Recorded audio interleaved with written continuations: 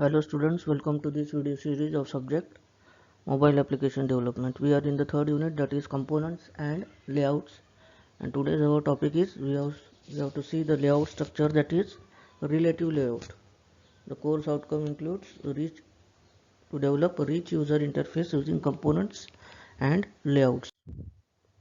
So the learning outcomes here are: we will see a basic introduction to what is a relative layout, different attributes related to the relative layout, designing of relative layout, and we will see a simple example displaying the various attributes and the layout structure of a relative layout. POs mapped are PO1, 4, 6 and 7. So coming to relative layout enables you to display or specify how child views are positioned relative to each other. That is, how the child views or the child components, that is text box, checkbox, radio button, text view, edit text, can be placed relative positioning with each other. The position of each view can be specified as relative to the sibling elements or relative to the parent. Sibling elements means related elements, or the position relative positioning with respect to the parent. So here, as we can see, it is similar to the table layout structure, but here we can place the components in terms of relative positioning. So how this can be done? This can be done with the different attributes we have in the relative layout. So coming to the attributes, the common attributes are here is Android ID. We have to give the ID to the layout structure. Gravity. The gravity is the one of the important property which specifies how the object should position its content on both x and y axis. So what is gravity? It specifies how the object should position itself with respect to x and y axis. Possible values are top, bottom, left, right, center, center vertical and center horizontal. So with the help of gravity attribute, we can position our component inside the layout according to the xy axis and according to the screen size. So that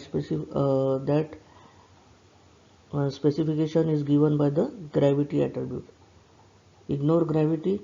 If you have to ignore the gravity value, that is how the components are positioned inside the layout structure, we will give the ignore property. Ignore gravity property equals to false.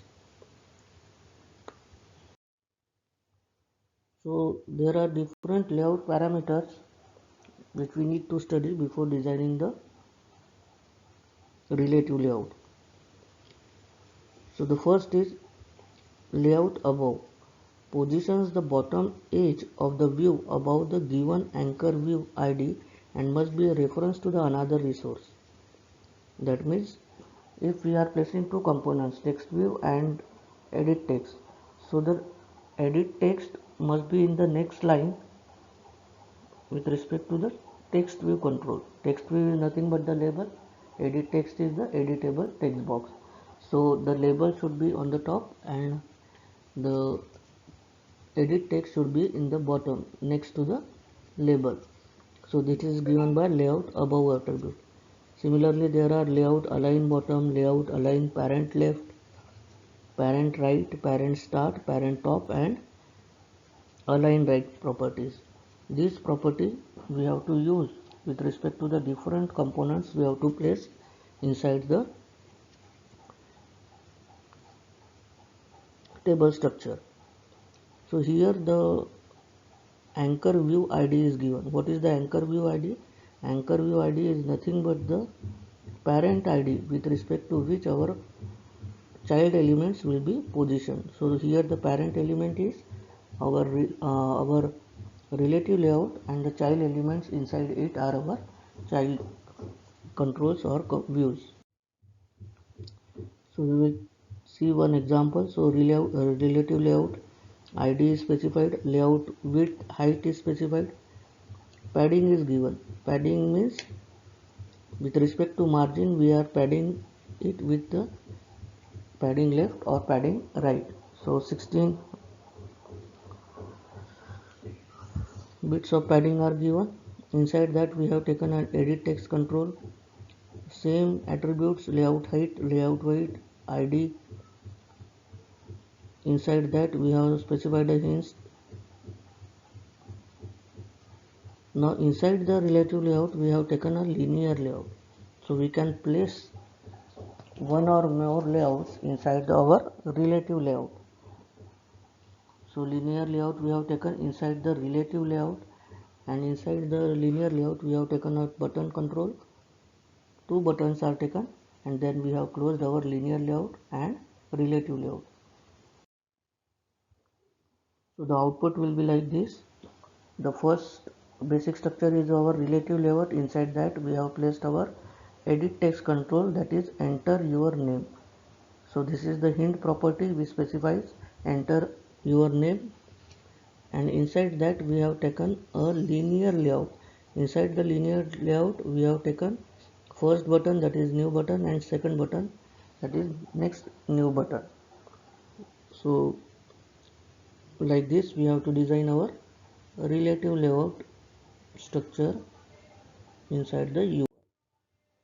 So the important imageability related questions are: explain the relative layout with example and list the different attributes of relative layout. So we have learned today about the basic introduction to relative layout, its related attributes, and a simple example showing how to use relative layout in UI designing. So in the next video we will see about the last layout, that is our frame layout.